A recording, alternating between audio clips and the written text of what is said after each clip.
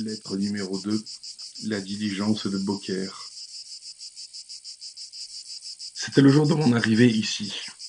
J'avais pris la diligence de Beaucaire, une bonne vieille patache qui n'a pas grand chemin à faire avant d'être rendue chez elle, mais qui flâne tout le long de la route pour avoir l'air de savoir arriver de très loin. Nous étions 5 sur l'impériale sans compter le conducteur. D'abord un gardien de Camargue, petit homme trapu, poilu, sentant le fauve, avec de gros yeux pleins de sang et des agneaux d'argent aux oreilles. Puis deux Beaucairois, un boulanger et son gindre, tous deux très rouges, très poussifs, mais très profil superbe. 2 médailles romaines à l'effigie de Vitellius.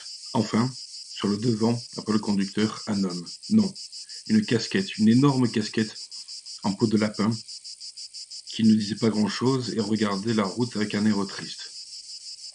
Tous les gens se connaissaient entre eux et parlaient tout haut de leurs affaires, très librement. Le Camarguais racontait qu'il venait de Nîmes, mandé par le juge d'instruction pour un coup de fourche donné à un berger. On a le sang vif en Camargue. Et à Beaucaire, donc. Est-ce que nos 2 Beaucairois ne voulaient pas s'égorger à propos de la Sainte Vierge? Il paraît que le boulanger était une paroisse depuis longtemps, vouée à la Madone, celle que les Provençaux appellent la Bonne Mère et qui porte le petit Jésus dans les bras. Le gindre, au contraire, chantait au lutrin d'une église toute neuve et qui s'était consacrée à l'Immaculée Conception. Cette belle image souriante qu'on représente les bras pendants, les mains pleines de rayons, la querelle venait de là. Il fallait voir comment ces 2 hommes bons catholiques se traitaient, eux et leur Madone. Elle est jolie ton Immaculée, va-t'en donc avec ta bonne mère. Elle a vu des grises, la tienne, en Palestine. Et la tienne, où? La laide? Qui sait ce qu'elle a fait? Demande plutôt à Saint Joseph. Pour se croire sur le port de Naples, il ne manquait plus que de voir luire les couteaux, et ma foi, je crois bien que ces beaux tournois théologiques se seraient terminés par là si le conducteur n'était pas intervenu.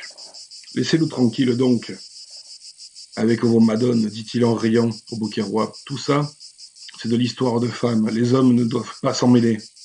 Là-dessus, il fit claquer son fouet d'un petit air sceptique et rangea tout le monde de son avis. La discussion était finie, mais le boulanger mis en train avait besoin de dépenser le restant de sa réserve, et, se tournant vers la malheureuse casquette, silencieuse et triste dans son coin, il lui vint goguenard.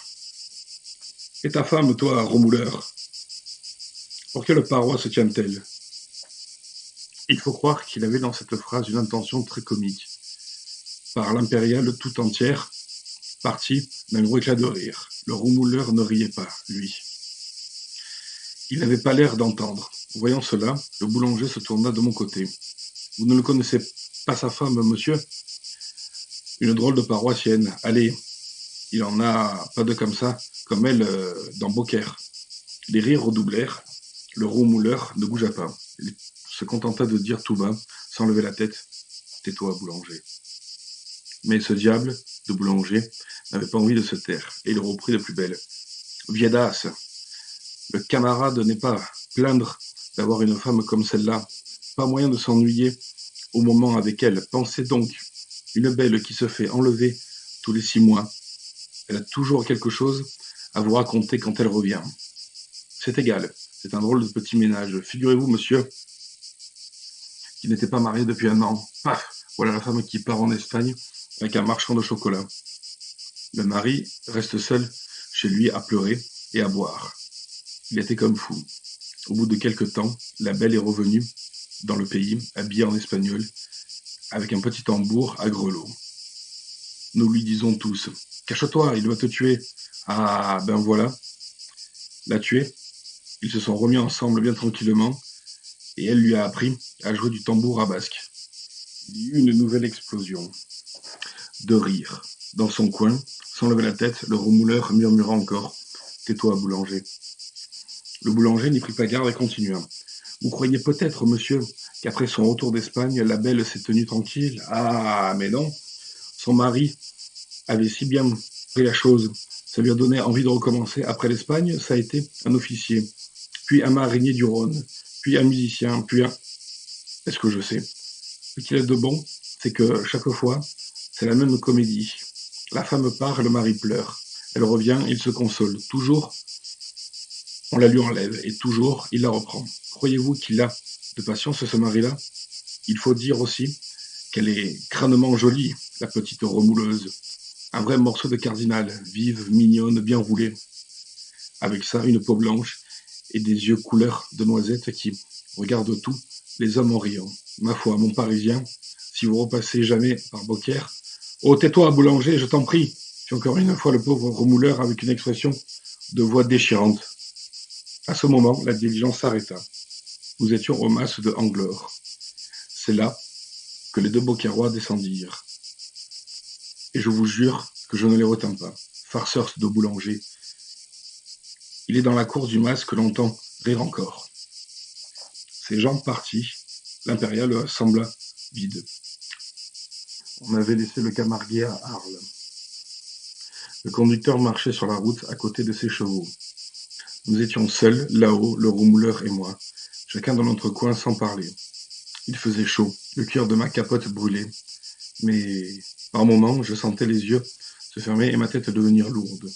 Mais impossible de dormir. J'avais toujours dans les oreilles ce « tais-toi, je t'en prie », si navrant et si doux.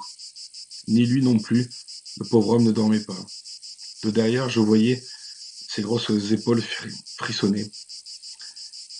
De sa main, une longue main blafarde et blette tremblait sur le dos de la banquette comme une main de vieux. Il pleurait. « Vous voilà chez vous, Parisien », me cria tout à coup le conducteur. Et du bout de son fouet, il me montrait la colline verte avec le moulin piqué au-dessus comme un gros papillon. Je m'empressais de descendre. En passant près du remouleur, j'essayais de regarder sous sa casquette.